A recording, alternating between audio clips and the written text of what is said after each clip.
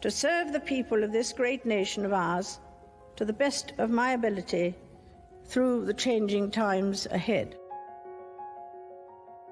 What is demanded from us all is something more than courage and endurance. We need a revival of spirit, a new unconquerable resolve. You, ma'am, are a symbol of unity in a world of insecurity, of continuity in a world where nothing stays the same. She is an extraordinarily shrewd and perceptive observer of the world. Hers is advice worth having. My whole life, whether it be long or short, shall be devoted to your service and to the service of our great imperial family, to which we all belong. The Queen takes an intense interest in every aspect of life in our country, and she brings to bear a formidable grasp of current issues and a tremendous breadth of experience. When I was 21, I pledged my life to the service of our people, and I asked for God's help to make good that vow.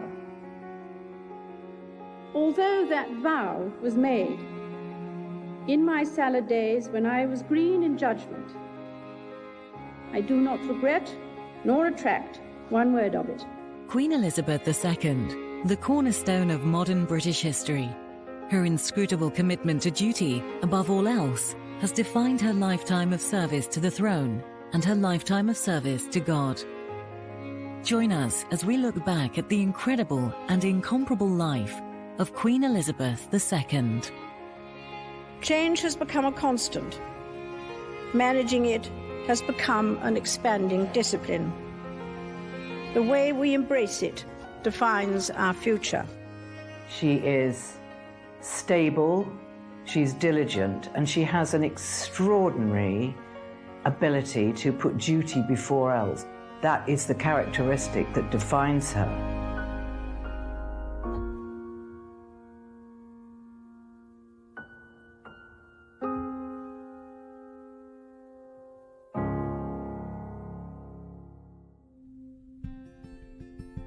I think the day-to-day life of the monarch is very regimented. I mean, she would be woken, that's about 7:30. She would have, her dresser would come in with a cup of tea and some biscuits for the dogs. You know, her clothes would be laid out. She would dress, have breakfast, and then read the newspapers and listen to the radio, and then her day would start, and her private secretary would bring her important letters to look at and sign. And then every 20 minutes during the day, there is an appointment. So it's the same every day during the working week. So it is a very regimented life.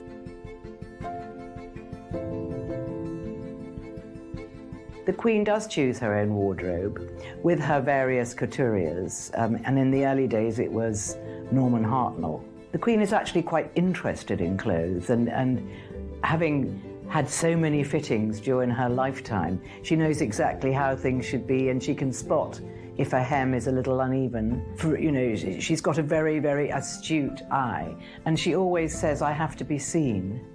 And so that's why she wears such bright colours. And luckily for her, she's got a perfect skin. Even in old age, she has the most beautiful skin, so she can wear the most extraordinarily bright colours. First, if she will forgive me, though she is the Queen and the essence of dignity, it is a dignity that is very much down to earth. Unstuffy, unfussy, indeed unfazed by anything, with a keen sense of humour and a mean ability for mimicry. Visits by American presidents have been memorable landmarks in my reign. Unlike in the United States, the British head of state is not limited to 2 terms of 4 years. And I have welcomed no fewer than 7 of your predecessors. Well, the Queen actually does have a very well-developed sense of humour, and she's very funny and very, very quick, but you don't often see it. the fact that she looks very somber, but then, you know, her face can crack into the most wonderful smile, and we learn over the years about her sense of humour and her ability with mimicry. So we've got to know her, but very gradually.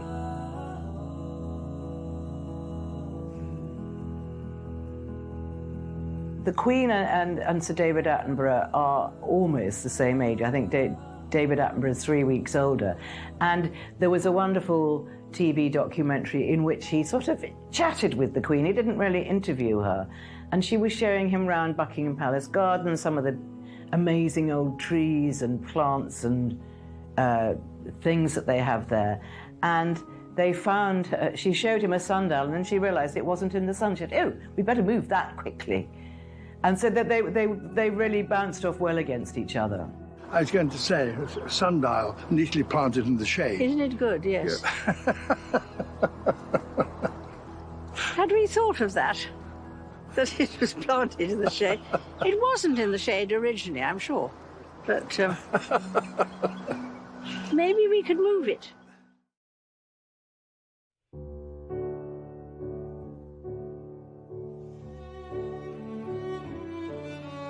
(1926) Britain was a very different place, almost unrecognisable in fact.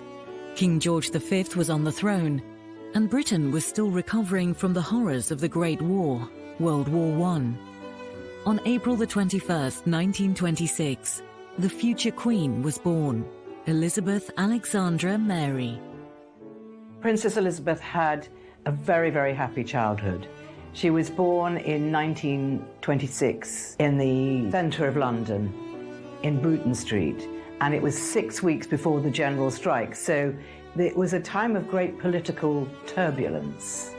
But there was still great excitement about this new royal baby. People were really interested in the royal family, although they never thought that she would be an heir to the throne, because at the time everyone loved the Prince of Wales, who of course was later the Duke of Windsor, who abdicated, but all eyes were on him. But this was a beautiful baby, and she was brought up by a series of nannies and nursemaids, and she had very loving parents, and they basically, in those days, people followed the sporting calendar. The winters were in hunting country, summers were in Scotland, and the season was in London.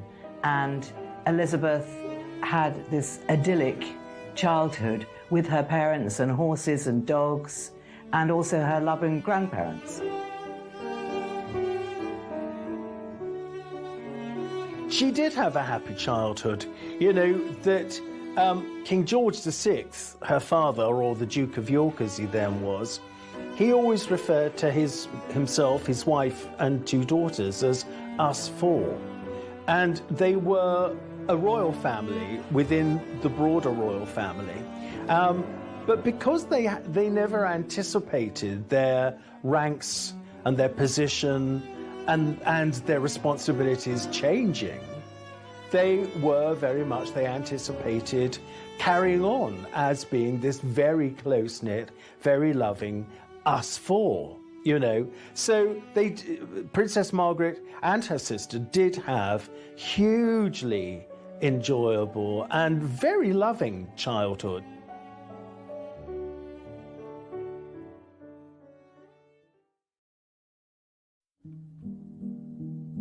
Elizabeth and Philip were first introduced to one another when Elizabeth was just 8 years old. According to eyewitnesses, it was at the wedding of Princess Marina of Greece and Denmark, Philip's cousin, and Prince George, Duke of Kent, Elizabeth's uncle, in 1934. Philip suffered a difficult and strenuous upbringing, fraught with tragedy, moving from place to place, but finally found stability in the Royal Navy in 1939 when he became a cadet at the Royal Naval College, Dartmouth. The very place 5 years later when Elizabeth, 13, and Philip, 18, would meet once again. Sparks would fly, and Elizabeth felt great affection for the man who would one day become her husband. Princess Elizabeth met Prince Philip at a family wedding, but she can't really remember that moment. The reason we know so much about it is because her governess, Marion Crawford, talks in great detail about their first meeting at Dartmouth College, where Prince Philip was a naval cadet. And he was very, very good looking, 18 years old, very striking, blonde looking. And he was assigned to look after the two princesses, Elizabeth and Margaret, for the day, for their visit, while their parents went around the college. It's quite strange to think of an 18-year-old looking after the princesses, the oldest of whom was 13. But he decided that it would be fun if they jumped the tennis nets. So he took the princesses outside and he jumped the tennis nets for them, and they were very, very impressed. Later he went on board the vessel that the King and Queen had come to Dartmouth in, and he had lunch, and then the following day he went and had tea. So that was the meeting that the princess remembers. Elizabeth was just 21 when their engagement was announced on the 9th of July 1947. The engagement was not without controversy. Philip had no financial standing, was foreign-born, and had sisters who had married German noblemen with Nazi links. Before the marriage, Philip renounced his Greek and Danish titles, officially converted from Greek Orthodoxy to Anglicanism, and adopted the style Lieutenant Philip Mountbatten, taking the surname of his mother's British family. Just before the wedding, he was created Duke of Edinburgh and granted the style His Royal Highness.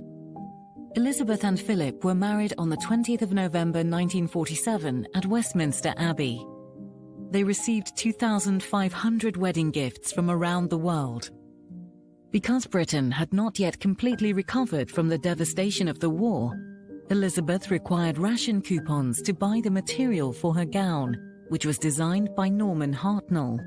In post-war Britain, it was not acceptable for Philip's German relations, including his 3 surviving sisters, to be invited to the wedding.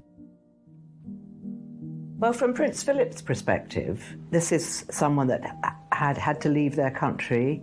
They didn't have a home of their own. All his sisters were married to German aristocracy and lived in enormous castles, and there's Philip, living off the goodwill of his relations. So I think that the idea of marrying a princess that was going to inherit so much must have been very attractive. And he was pushed by his uncle, Louis Mountbatten, who was the great kingmaker.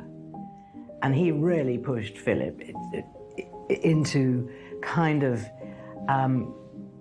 maintaining a relationship with Princess Elizabeth. She was completely smitten with him from the age of 13. And I think she wrote to him to say, thank you for entertaining us at Dartmouth. And I suppose it gradually kept up. Then, of course, during the time when he was on leave, on shore leave, he often went to stay at Windsor Castle.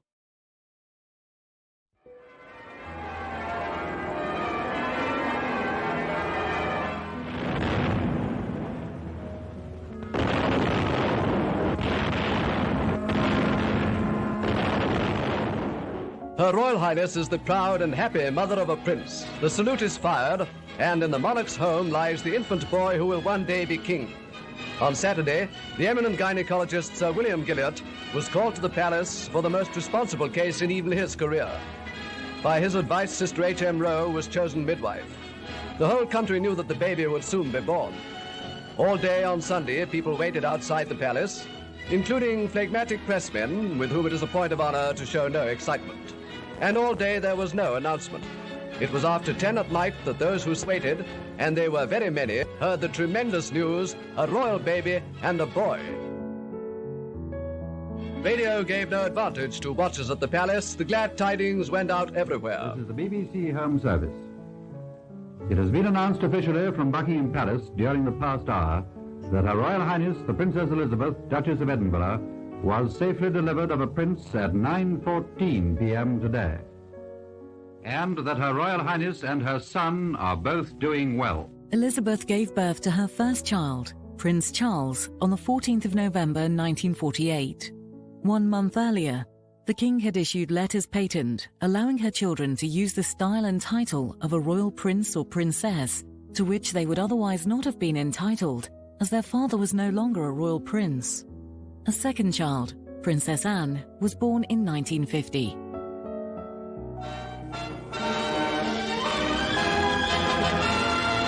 New joy has come to the royal family in the birth to Princess Elizabeth at Clarence House of a second son.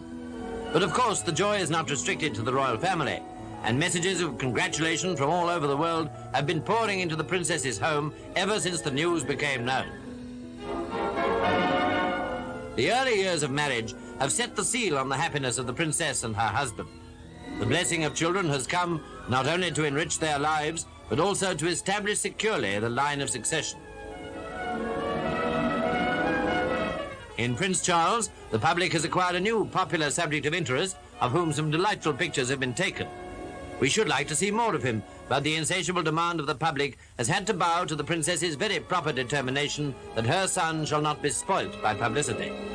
The public will be no less curious to see the first pictures of his brother, to compare the likenesses and note the differences. To Sir William Gilliatt, the great gynecologist, fell the medical responsibility of seeing the new prince safely into the world. The nurse was Miss Helen Rowe. Everything possible to ensure the safety and health of mother and son was naturally done, but there must always be anxiety. That is now over, and the nation's rejoicing is marked by a salute of guns. This is fired in Hyde Park by the Royal Horse Artillery in full dress.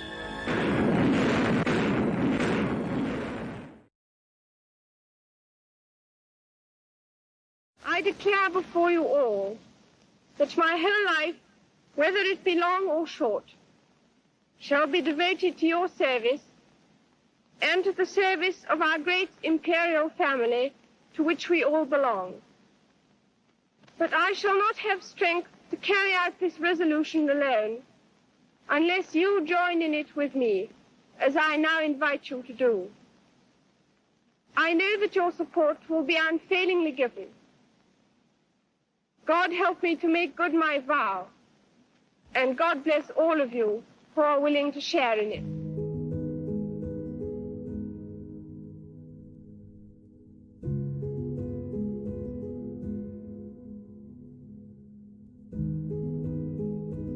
Well, I think the reason that the Queen is referred to by some historians as the unlikely Queen is that, you know, she wasn't prepared to be Queen. She was married in 1947, and she expected to have a proper, long-ish married life before her father, you know, died. But he died quite suddenly. So she was an unlikely queen. And also she wasn't designated to be queen because her uncle, who became Edward VIII very briefly, abdicated and put Elizabeth directly in the line of succession. When their uncle, David as he was known to the family, otherwise King Edward VIII, abdicated, it was Princess Elizabeth who told Princess Margaret, and she said, "Uncle David's going away and Papa is to be king." And Princess Margaret said to her, "Does that mean you're going to be queen?" And Elizabeth said, "Yes, one day." And nothing more was ever said about it or between them. And Princess Elizabeth, as we know very well, is able to compartmentalize aspects of her life. So she realized, this girl of 10, that one day she would become queen, but she tucked that away and she carried on being a normal, natural 10-year-old. I mean, things did change for Princess Elizabeth as heiress presumptive because it was felt that on an educational level that she needed higher education, particularly when you think of the British Constitution and matters like that, that it was now crucial that she should be very well aware of. And so she was given this additional instruction by the then Provost of Eton College, Sir Henry Martin. During 1951, George VI's health declined, and Elizabeth frequently stood in for him at public events. and visited President Harry S. Truman in Washington, D.C. in October 1951. Her private secretary, Martin Charteris, carried a draft accession declaration in case the king died while she was on tour. What happened was the Princess Elizabeth and Prince Philip were standing in for the King and Queen, and they started a big Commonwealth tour in Kenya, as it was called in those days. And the people of Kenya wanted them to be there, and they'd given them a lodge for their wedding present. And the sort of joy for them was that they were going to visit this game reserve, and there was a little place called Treetops, which was overlooking a salt lick, so you could really see the animals. You know, this is 1952, so the whole of Kenya was teeming with game, and they spent the night up there. And actually, it was during the night, unbeknownst to the princess, that she became queen. So they left their game viewing, went back to Sagana Lodge, and had a little sleep because they'd been up all night. When the news came across to Prince Philip's private secretary, Mike Parker, that the king had died, and he thought that he eventually had one of those little radios, and he fiddled with it, and eventually he heard the sounds of Big Ben, and he knew that the news was true. And it was his duty to tell Prince Philip, which was probably, he says later, the most difficult thing he'd ever had to do in his life. So he went to Prince Philip and told him the news that his wife, Prince Philip's wife, was queen. So Prince Philip was in such shock, he just put a newspaper over his face and let the news just absorb. And then he got up and he went and got the princess out of her bedroom where she was resting and took her down to the lake at the bottom of the garden. And the lady in waiting tells a wonderful story. She watched them walk up and down, and she knew that he was telling her. And when they walked back into the lodge, she was putting her arms around the princess, and she thought, my goodness, but she's queen, and dropped into a curtsy. And then, of course, they had to make their way back to England as quickly as possible. But by the time they arrived back at London Airport, she came down the steps, beautifully dressed in her black clothes, and Prince Philip waited on the steps until she was at the bottom, and she greeted her Prime Minister. And that's how it was going to be from then on.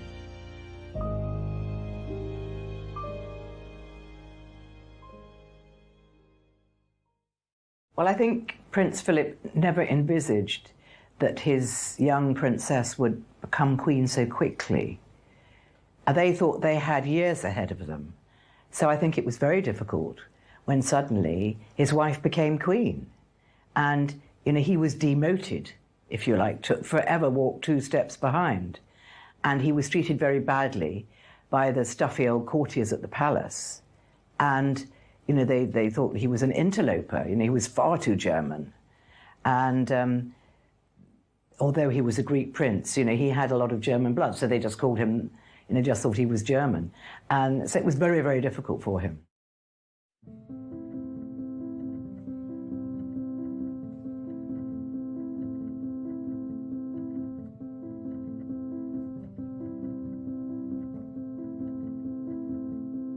The Princess Elizabeth became queen in February 1952, and the coronation was in June 1953.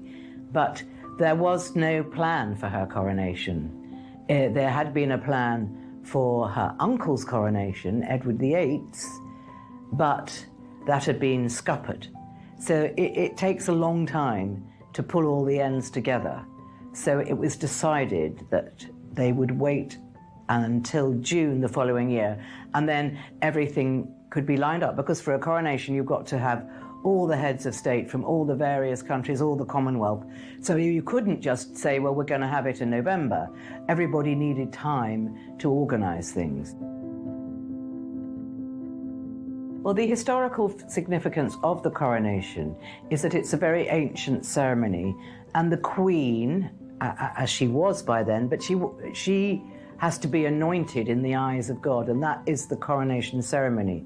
So she sits on the throne in a very simple white linen dress, and she has holy oil put on her forehead, and that makes her queen in the eyes of God, which is why she always said in all her speeches, you know, I will rule and I will do my duty, and as long as I'm fit and able to do so. So it's an anointing ceremony in the eyes of God, and that was the great importance of it. And then, of course, you've got all the pomp and ceremony of all the lords and the ladies and the dignitaries and the heads of state. So it was an enormous undertaking, and it was televised because Prince Philip pushed the idea that it would be a great thing for the country and the Commonwealth and the world even to have this ancient ceremony televised. And it was, and it was taken back to America by plane. And I know the two big networks at the time, which was CBS and NBC, were in a sort of a race against each other to see who could get the film footage first. So there was all kinds of things like that. And although America got a little tiny snippet of the coronation, they didn't have the full ceremony, obviously. It had to be played out in cinemas in those days.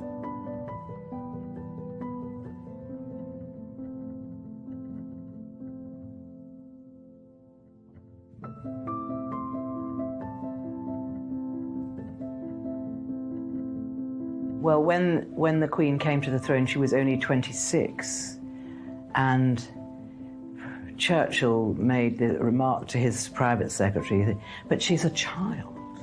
But she wasn't a child.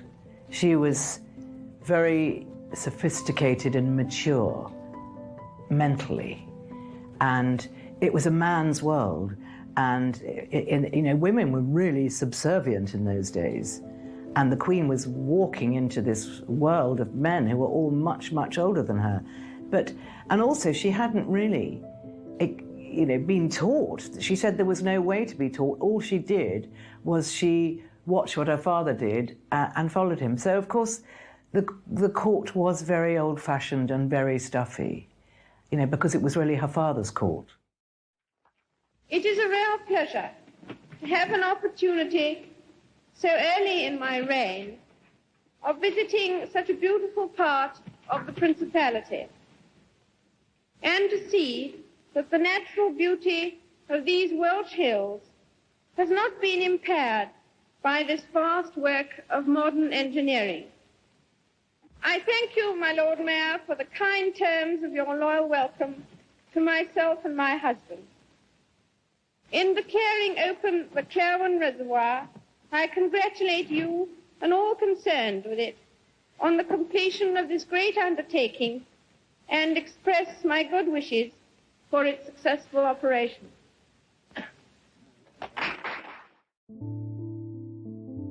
I think the day-to-day life of the monarch is very regimented. Her private secretary would bring her important letters to look at and sign, and then every 20 minutes during the day, there is an appointment. And it's the same every day during the working week. So it is a very regimented life. At this moment of my Silver Jubilee, I want to thank all those in Britain and the Commonwealth who, through their loyalty and friendship, have given me strength and encouragement during these last 25 years. My thanks go also to the many thousands who have sent me messages of congratulations on my Silver Jubilee, that and their good wishes for the future. My Lord Mayor, when I was 21, I pledged my life to the service of our people, and I asked for God's help to make good that vow. Although that vow was made in my salad days when I was green in judgment, I do not regret nor retract one word of it.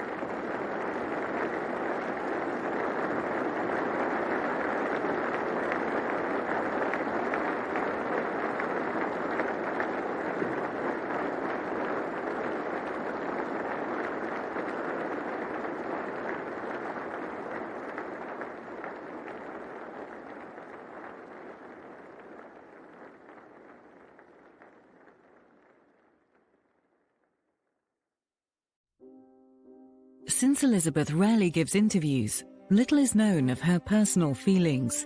As a constitutional monarch, she has not expressed her own political opinions in a public forum. She does have a deep sense of religious and civic duty and takes her coronation oath seriously. Aside from her official religious role as Supreme Governor of the established Church of England, she is a member of that church and also of the National Church of Scotland.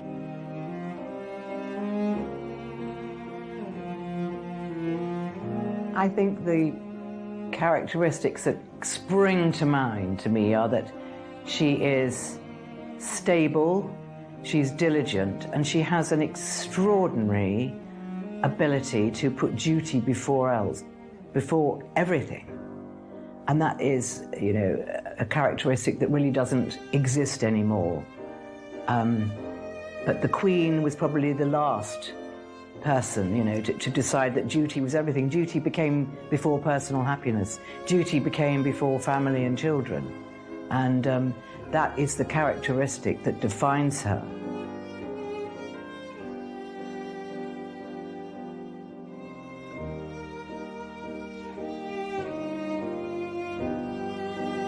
I remember first coming to Broadcasting House with my father, the King, and my mother and sister shortly before the war. I came again with the Duke of Edinburgh just before the coronation in 1953. I was struck then, as I am now, by the sheer pace of change which has transformed your industry over the past 60 years. As the Queen mentioned, the first visit here by the royal family was in 1939, when two young princesses were taken by their father, King George VI, and their mother, Queen Elizabeth, into a control room. There they were played some sound effects and invited to experiment with recording technology. This archive, which has never been heard before, is a fragment of that visit nearly 75 years ago. We've had a very interesting afternoon here. We heard all the noises. Did you like them? Yes, very much. What did you like best of all? I liked the storm. Yes, I liked the storm very much. Like, you can talk to Papa. Say how are you? Good afternoon, or... We've had a fascinating afternoon here. It's been very interesting, hasn't it? Yes. Why was I never able to think of it? The late King's daughter became England's second Queen Elizabeth. Carefully reared to her responsibilities, she has already captured the affections of Britons during her short reign. The British Empire had been changing its shape over the previous decades, and more countries were gaining their independence. Many of these countries wanted the freedom of being independent whilst retaining some of the beneficial ties, including trading and foreign affairs.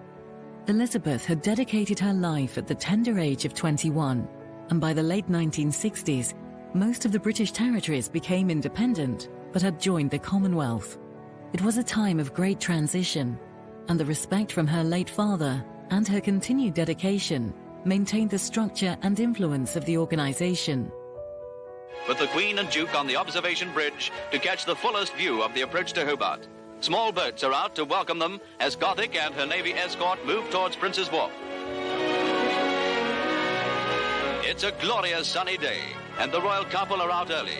Both have said they wish to see as much of Australia as they can, and they're certainly missing no opportunity. Yachts line the sides of the Derwent as the royal yacht eases towards her berth. The city's population has swollen to almost double, and there are rousing cheers as Gothic comes alongside.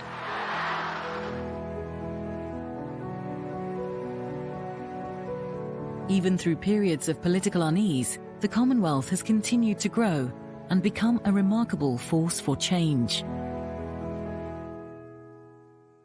This is a Royal Command performance. Children of Tasmania parade before their Queen, who too lives in a small island. Her thoughts are undoubtedly now with her own children. Having on so many occasions been welcomed to opening ceremonies around the Commonwealth, it is a pleasure this time to welcome you to my own home. Here at Buckingham Palace in 1949, my father met the heads of government when they ratified the London Declaration, which created the Commonwealth as we know it today. I remember my own lifelong commitment made in South Africa in 1947 at the age of 21. As another birthday approaches this week, I am reminded of the extraordinary journey we have been on and how much good has been achieved. I believe we will secure a safer, more prosperous and sustainable world for those who follow us. A world where the Commonwealth's generosity of spirit can bring its gentle touch of healing and hope to all.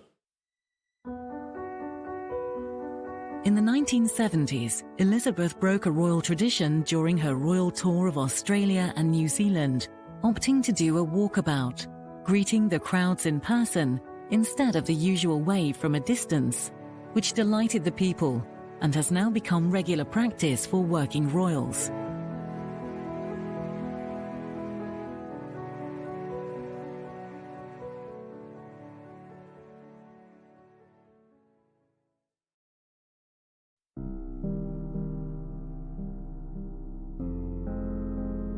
Lady Diana Spencer became a member of the royal family, wedding Elizabeth's eldest child, Charles, in 1981, a relationship that would change the whole shape and style of the monarchy. Though Charles and Diana seemed like the fairy tale match, tensions grew as the couple's incompatibilities quickly came to light. The Queen and Prince Philip attempted to intervene just enough to try to keep the couple together.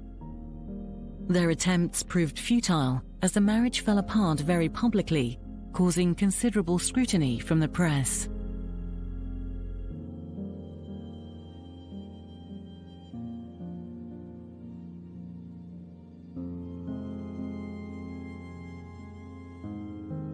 Well, 1992 was the worst year of the Queen's life, and she gave a speech at the Mansion House in London towards the end of 92, and she said she was going to refer to the year as an annus horribilis, and we all knew why, because it was there was her daughter Princess Anne was separated, divorced, and remarried at the end of the year. Well, the remarriage was happy, but so her daughter's marriage had broken down. Fergie and Andrew's marriage had broken down, but far the worst thing was the breakdown of the marriage of the Prince and Princess of Wales and the official announcement that they were going to split. And then on top of all that came the fire at Windsor Castle on the Queen's anniversary. A curtain caught upon a light in the chapel at Windsor Castle, and it just blazed, and the fire raced through all the state apartments. It was a huge fire, but lucky very, very few things were lost, but it was devastating. And then the Prime Minister asked the country if they would be prepared to pay for the reconstruction of Windsor Castle, and basically the Queen's subjects said no. I mean, although Windsor Castle is an official state building, not her own, the general consensus was that we didn't want to pay for it. So then the Queen had to pay tax. And it just really wasn't a good year.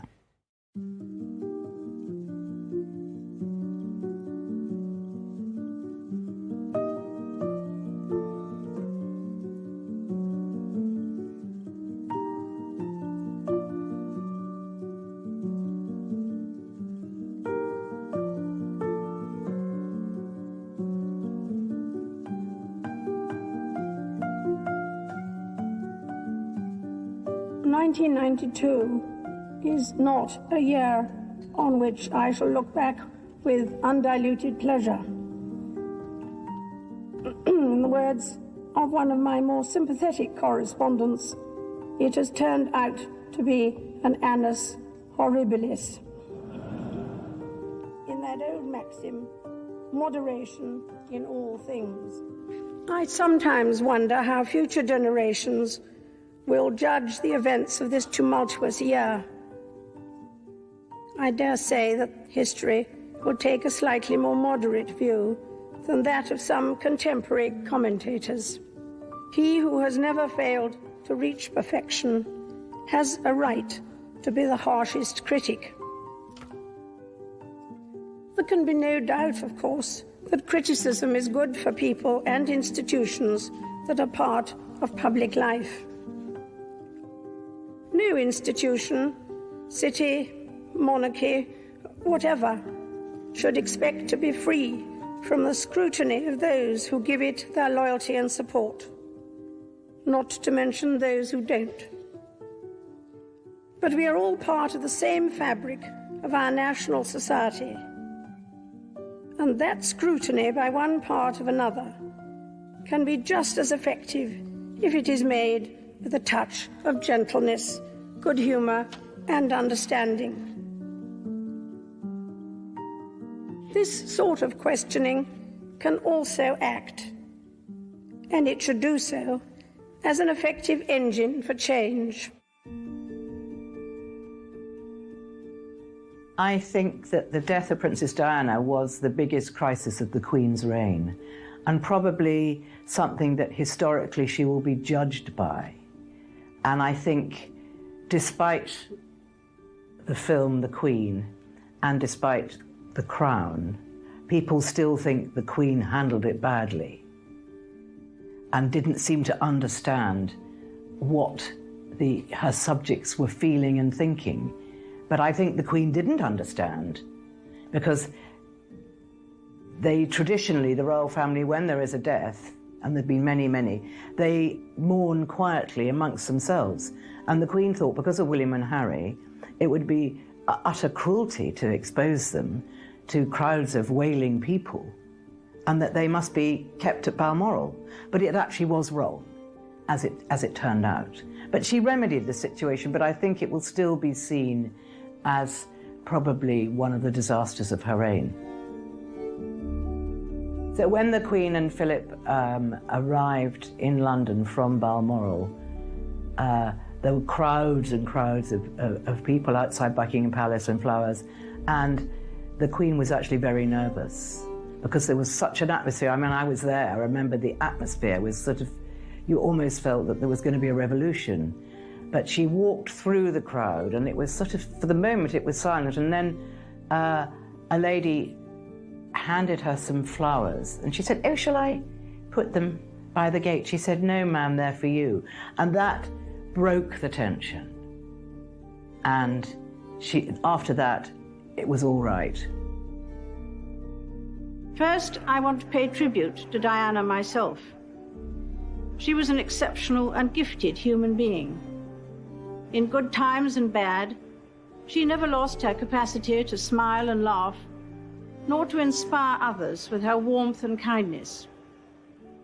I admired and respected her for her energy and commitment to others, and especially for her devotion to her two boys.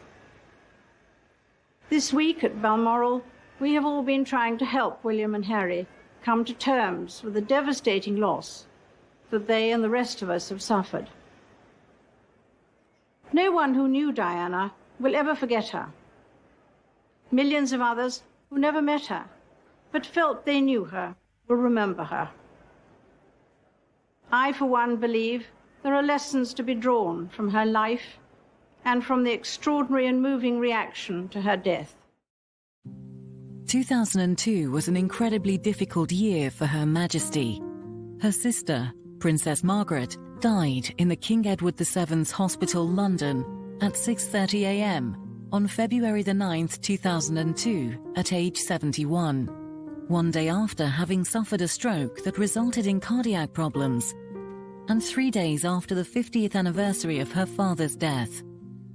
The Prince of Wales paid tribute to his aunt in a televised broadcast.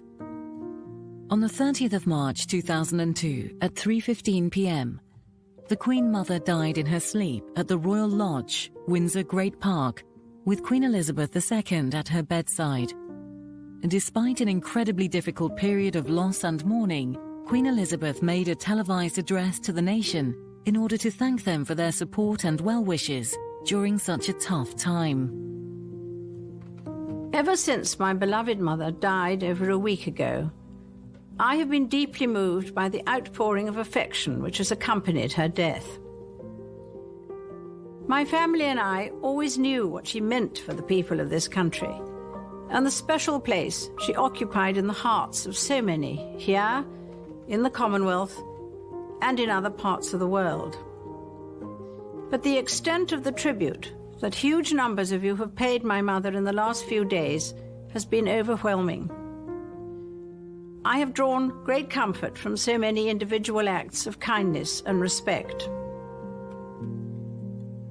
Over the years, I have met many people who have had to cope with family loss, sometimes in the most tragic of circumstances. So I count myself fortunate that my mother was blessed with a long and happy life. She had an infectious zest for living, and this remained with her until the very end. I know, too, that her faith was always a great strength to her. The Queen was very, very close to her mother and her sister. So for both of them to pass away within 2 months of each other was, you know, a sort of double shock for her.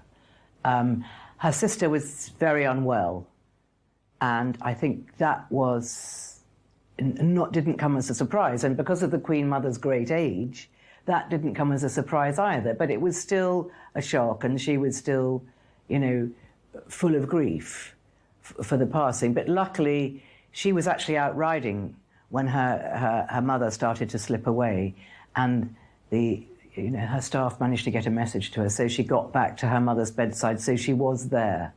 The whole country was so moved by the passing of the Queen Mother that the Queen actually gave a speech from Windsor thanking everyone for their concern, their good wishes, and their loyalty to her mother. I'm naturally somewhat biased, but I think our children have done rather well under very different and difficult and demanding circumstances.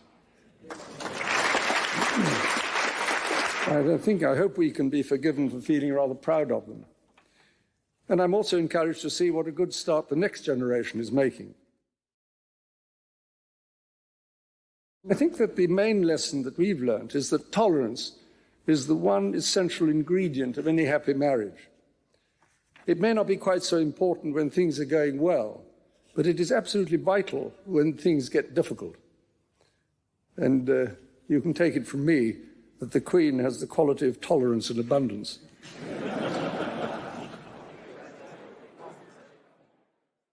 I think many people have asked the Queen and asked Prince Philip what is the secret of their relationship, and the Queen has spoken out on a few occasions, and she said patience, sense of humour, and she said famously, of course, that Prince Philip had simply been her rock and her stay over the years.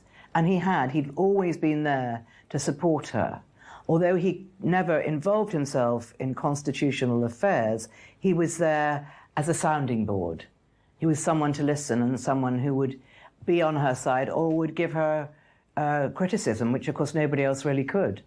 Our humble and hearty thanks to all those in Britain and around the world who have welcomed us and sustained us and our family in the good times and the bad so unstintingly over many years. This has given us strength, most recently during the sad days after the tragedy of Diana's death. It is you, if I may now speak to all of you directly, who have seen us through and helped us to make our duty fun. We are deeply grateful to you, each and every one. Yesterday, I listened as Prince Philip spoke at the Guildhall, and I then proposed our host's health. Today, the roles are reversed. All too often, I fear Prince Philip has had to listen to me speaking. Frequently, we have discussed my intended speech beforehand, and as you will imagine, his views have been expressed in a forthright manner. He is someone who doesn't take easily to compliments, but he has quite simply been my strength and stay all these years. And I and his whole family, and this and many other countries, owe him a debt greater than he would ever claim or we shall ever know. There have been few times the monarch makes a televised address to the nation. Whilst she does her annual Christmas speech, such an address at any other time of year is very rare, and usually in response to grief or crisis in the nation. COVID-19 was no exception, as it swept across the world, and country after country was forced to lock down. The Queen made her speech in April 2020. I'm speaking to you at what I know is an increasingly challenging time. A time of disruption in the life of our country. A disruption that has brought grief to some, financial difficulties to many, and enormous changes to the daily lives of us all. We should take comfort that while we may have more still to endure, better days will return. We will be with our friends again. We will be with our families again. We will meet again. With reference to the wartime Britain she had once faced, she encouraged Britons to feel the same spirit of togetherness in the fight against a common enemy. On the 9th of April 2021, Prince Philip, Duke of Edinburgh, died aged 99. I particularly wanted to say that my father, I suppose the last 70 years, has given the most remarkable, devoted service to the Queen, to my family, and to the country, and also to the whole of the Commonwealth. And as you can imagine, my family and I missed my father enormously. He was a much-loved and appreciated figure. And apart from anything else, I can imagine, and we're so deeply touched by the number of other people here and elsewhere around the world in the Commonwealth who also, I think, share our loss and our sorrow.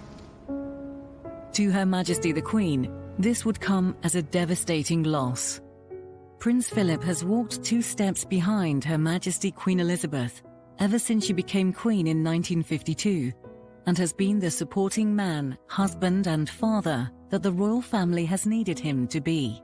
Over the years, his personality has shone through in his charitable work and public appearances.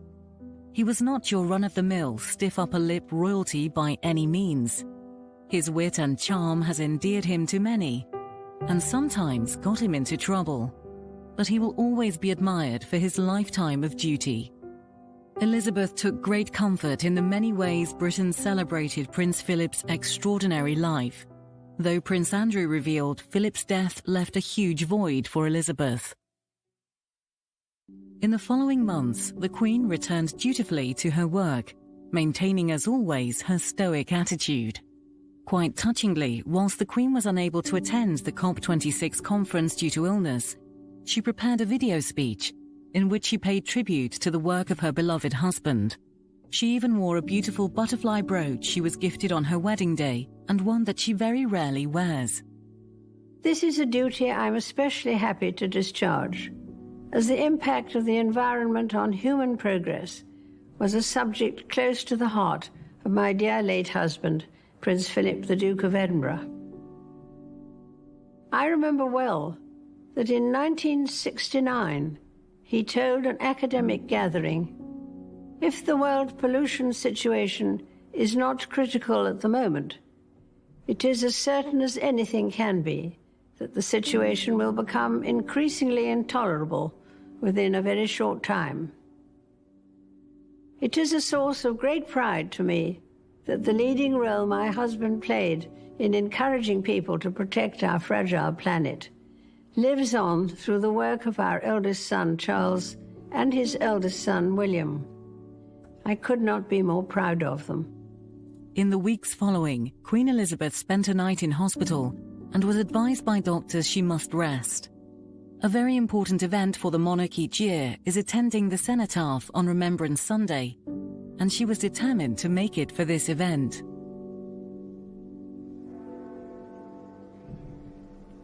For the last 4 years, the Prince of Wales has taken his mother's place at the cenotaph, but the Queen has still viewed the service from the balconies above. Today, though, there was a missing figure at the spot where the Queen was supposed to stand. Her cousins, the Duke of Kent and Princess Alexandra, stood without her.